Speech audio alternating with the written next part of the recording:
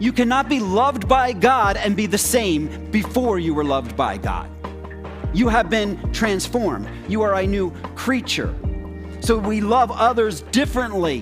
Why? Uniquely. Why? Because of the love of God that's in us. Let's clarify the term love. God's love is not a sentimental feeling, right? It's an action. For God so loved the world, he gave an action. I will serve you. In today's culture, I love you has come to mean you please me. When I say I love you, I'm saying you please me. You make me happy. You please my eyes. You please my desires. And so I love you because you please me. What does that mean for our marriages? That when they stop pleasing me, I can stop loving them. What does it mean for our churches?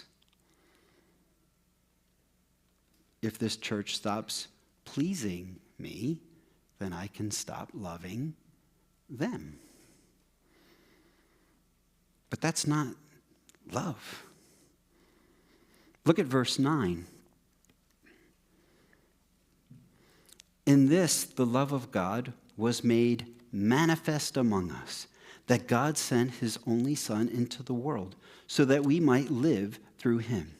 So, in this, the love of God was made manifest. What does that mean? In Greek, it kind of means to shed light on. It was spotlighted, right? It's like if you had something hidden under a blanket and you're like, 3, 2, 1, and they lift it off and you're like, ta-da! Well, what was that? It's the love of Jesus. The gospel. Look at it. It's been manifested through the life and love of Jesus Christ.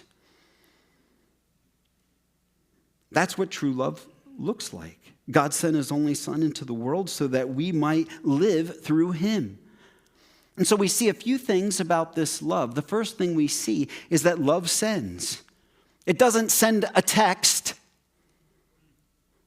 God gave us his word, but he did better than just give us his word. He took on flesh and came to earth and died for you to tell you, I love you.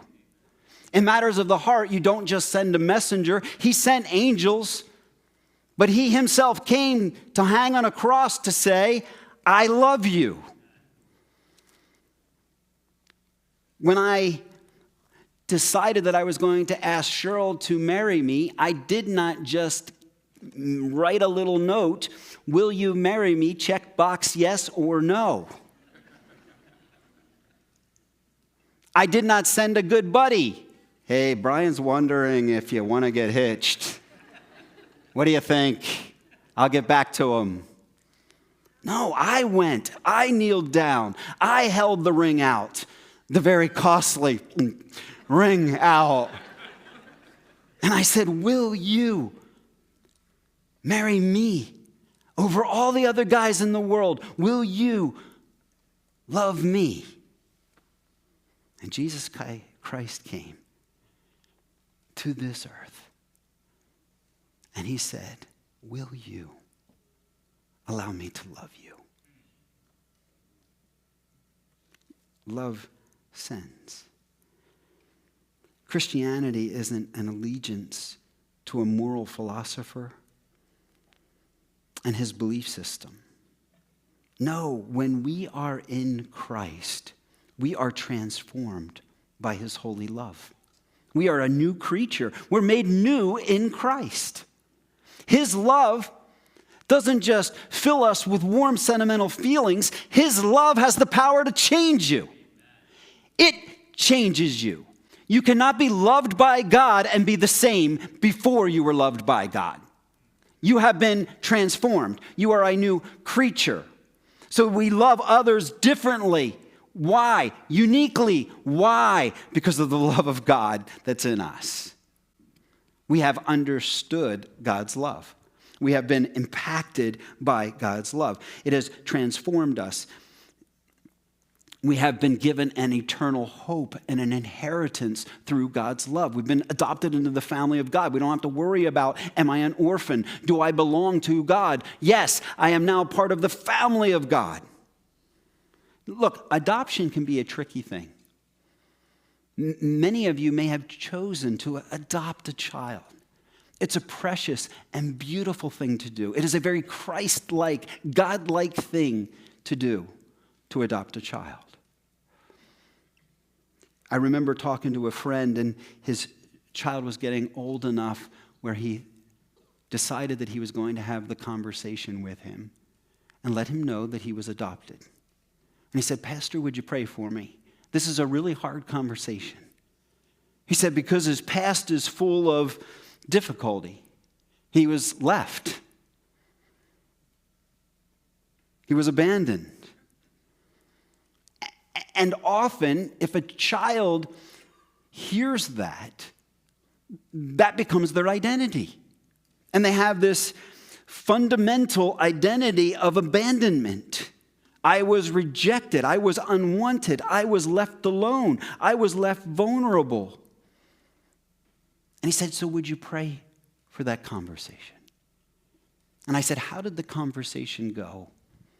And he said, "Pastor, it went wonderful, but it started off really tricky because he was really hurt by the fact that he had parents that didn't want him." And he goes, and I looked him in the eye and I said, "Listen, buddy, that's not your story. Your story doesn't end with you were abandoned. Your story doesn't end with parents didn't want you.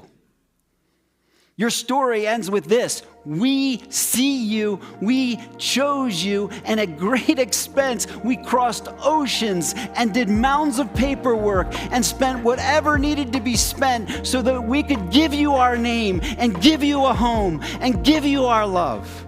That's your story."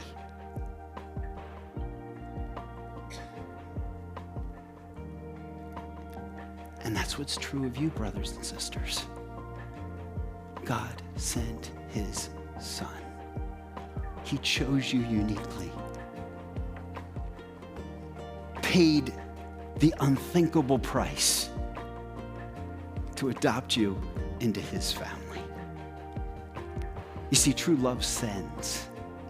And we have a God that was willing to send the most precious thing heaven had to offer, his eternal son, so that he could bring you in to his family.